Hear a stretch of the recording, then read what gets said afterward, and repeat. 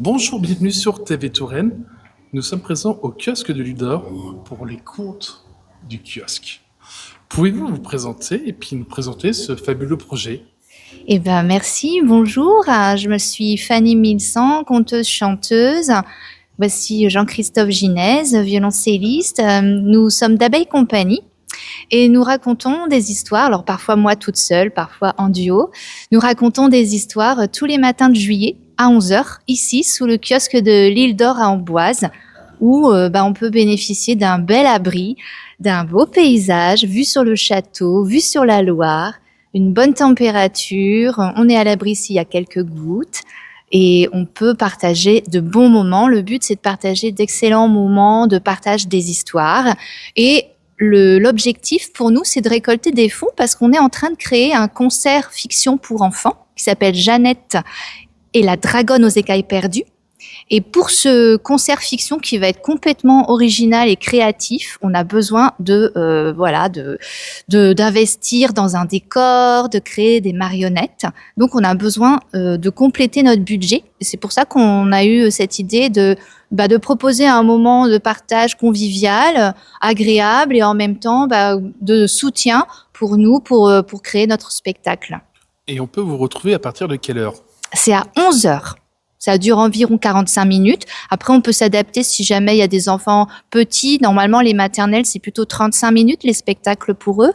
Donc, s'il y a des enfants petits, on peut diminuer un petit peu le temps des histoires. Voilà, ça dépend du public, en fait. C'est des contes traditionnels, inventés, que vous proposez? Alors, en fait, les contes, ça part de l'oralité.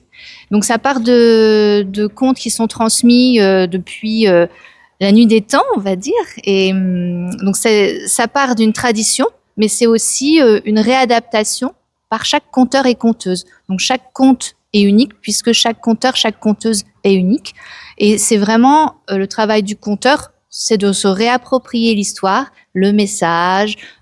Parfois, c'est simplement pour le plaisir d'une péripétie qui se passe dans l'histoire. Enfin, chacun va y trouver son plaisir et ce qu'il veut y mettre comme émotion.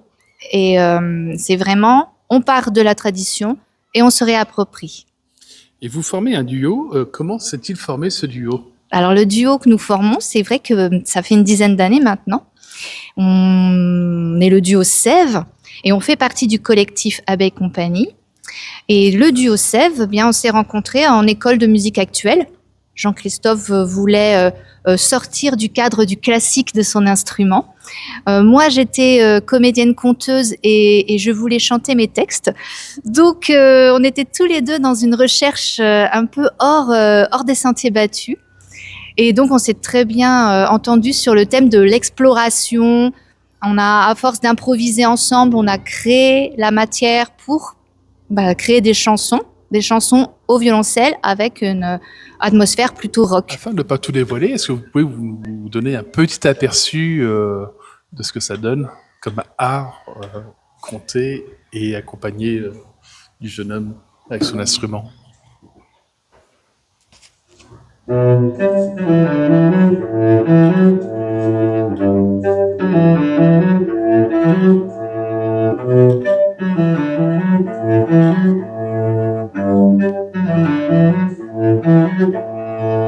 C'était trois joyeux enfants, tout riant et sautillant. De la ferme, ils ramenaient un entier bidon de lait. Ils jouaient sur un chemin par ce beau jeudi de juin, comme les oiseaux dans la haie qui s'enivraient de ces baies. Tout au long du chemin creux, il se passait le bidon plein. Parfois il leur échappait, tout entier il se vidait.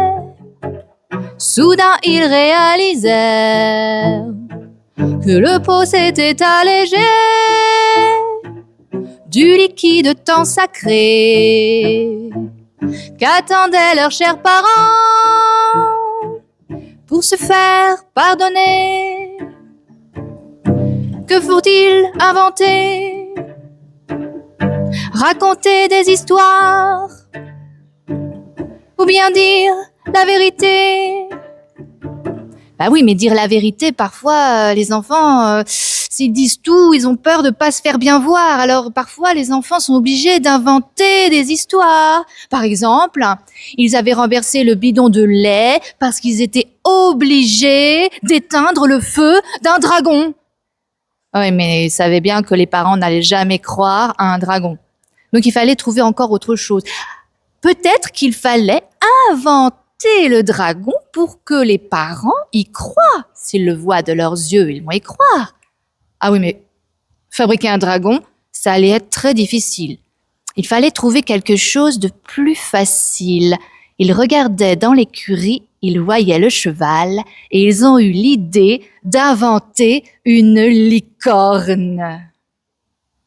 Une licorne toute ailée, de lianes parée, serait ce bel animal qui pourrait les sauver.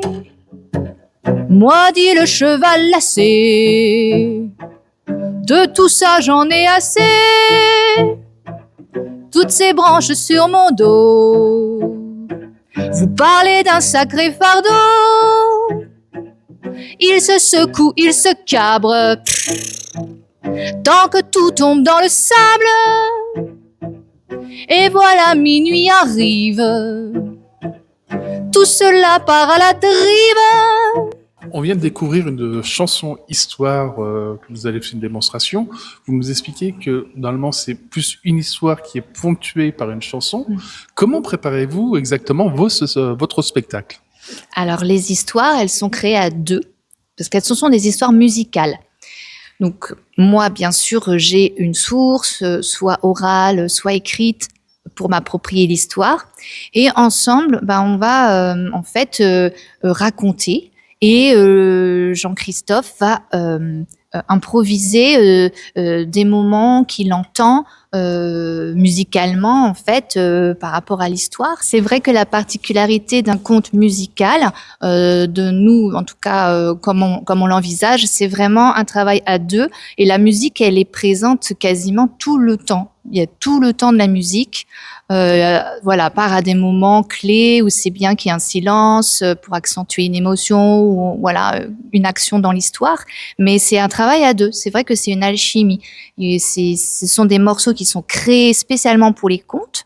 Hein, c'est notre façon de faire, c'est vraiment d'être dans la création. Donc moi, je m'approprie le conte et je crée. Toi, tu inventes aussi les thèmes musicaux et aussi vont s'ajouter des chansons qu'on crée en plus du conte musical en lui-même, mais on aime bien résumer toute l'histoire en une chanson, ou si un personnage a vécu plein d'émotions, on va tout synthétiser voilà dans une seule chanson pour clore le conte, faire comme voilà un prologue ou simplement se replonger dans tout ce que le personnage a vécu, mais à travers la musique et le chant. Et comment vous est venue l'idée de joindre la culture, l'art et la collecte de fonds? Alors la collecte de fonds, c'est vraiment particulier à cette année, puisqu'on est en train de créer un concert pour enfants à partir de 6 ans, qui est prévu pour 2026. Et on voulait permettre à tout un chacun de participer avec nous à cette grande création. Grâce à la collecte de fonds, nous, on va pouvoir investir dans du matériel et créer le décor et les marionnettes du spectacle. Et en fait, aujourd'hui, c'est vrai que le public, il est amené aussi à choisir, à être vraiment un élément. Voilà, qu'est-ce qu'il veut comme spectacle pour son enfant ou pour lui-même, qu'est-ce qu'il a envie de défendre, de soutenir. Donc nous sommes un projet créatif. Notre spectacle, il va parler du devoir de mémoire, mais de façon donc originale, avec un concert où on danse, où on rêve, mais aussi on va parler du devoir de mémoire. Donc il y a aussi un fond, un propos, puisque notre dragonne de notre histoire, elle a perdu ses écailles, et c'était les écailles qui permettaient à l'humanité de se souvenir du passé. Et il y a un personnage, un enfant qui s'appelle Jeannette. C'est une petite fille qui, elle, se souvient. Et elle sait pas si c'est bien de se souvenir. Elle a l'impression que c'est une malédiction. Plus personne ne se souvient de rien. Et elle se souvient et ça la gêne. Et en fait, du fait qu'elle peut voir cette dragonne, c'est quand même un grand pouvoir de voir cette dragonne. Elle va aller à sa rencontre et toutes les deux, la dragonne et Jeannette, vont ensemble réussir à retrouver les écailles perdues pour redonner la mémoire en fait aux humains. Donc c'est aussi un spectacle qui parle de choses profondes et que ressentent les enfants malgré eux. Les enfants sont tout à fait sensibles et comprennent les choses. Donc quand des artistes des adultes sur scène leur parlent des choses vraies, comme dans un conte, c'est ce que fait un conte, parler des choses vraies, les enfants, ça les rassure, ça leur donne de l'espoir. Et on a besoin d'espoir. Si on souhaite vous soutenir autre que venir voir le spectacle, ou même en plus de venir voir le spectacle et donner directement, est-ce qu'il y a une cagnotte en ligne ou un site internet où on peut vous retrouver, vous soutenir? Oui. Si on va sur groupe-sève.fr, il y aura toutes les informations pour pouvoir soutenir donc via une collecte en ligne qui s'appelle Effervescence, qui permet d'avoir des contreparties, c'est-à-dire qu'on fait un don, mais en même temps, nous, on va offrir des cadeaux. Ça, on adore aussi ce passage où on fait des cadeaux, on adore ça. Donc, en fait, en échange de votre don, on vous envoie des contes audio ou des invitations au spectacle ou une carte postale très haute qualité qui va être faite à partir de l'illustration de la dragonne de notre histoire. On va aussi pouvoir vous envoyer le spectacle audio, donc tous les dialogues, les musiques, les chansons, tout, voilà, vraiment pour passer aussi un bon moment à la maison avec le spectacle, avec cet univers-là. Donc ça, ces contreparties, elles sont pour l'instant possibles jusqu'au 14 juillet. Et ensuite, les autres façons de nous aider, ça va être simplement avec des dons tout simples, toujours qu'on retrouve en ligne sur notre site groupe-sève.fr. Et au cours des animations que vous proposez tous les jours, avez-vous une anecdote particulière à nous raconter? Parfois, les personnes ne savent pas, c'est arrivé 2 fois, qu'il se passe quelque chose ici au kiosque. Et en fait, elles se baladent et puis elles voient qu'on est en train de s'installer. Alors, par curiosité, elles viennent et puis elles s'installent. Et puis, voilà, tout le monde passe un bon moment alors que c'était pas prévu. Donc ça, c'est sympa parce que c'est aussi le fait d'être, en plein air. Tout le monde peut venir, c'est entrée libre. Donc ça c'est les petites surprises. Très bien, je vous remercie, à très bientôt sur TV Touraine. Merci beaucoup.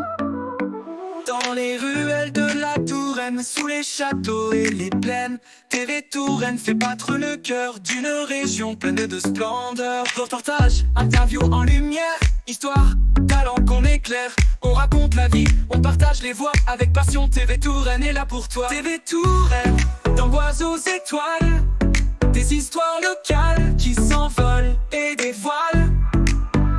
TV Touraine, la vie en couleur.